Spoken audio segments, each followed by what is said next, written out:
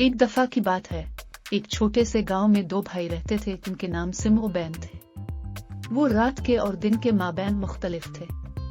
SIM बड़े भाई मेहनती किसान था।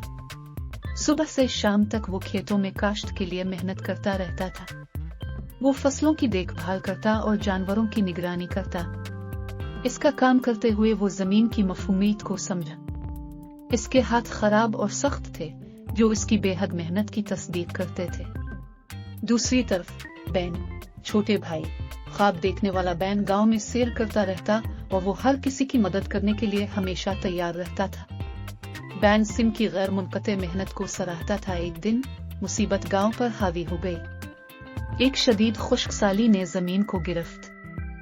गांव को पानी की जरूरत थी। गांव वालों की मदद से वो दिन रात मेहनत करते रहे, कुनवे खोदते रहे, जब तक के नाला नहीं मिला। महीने गुजर, सिम की फसलों ने दोबारा फलना शुरू किया। दोनों भाइयों ने अपनी कुछ ना कुछ कामयाबियां हासिल की।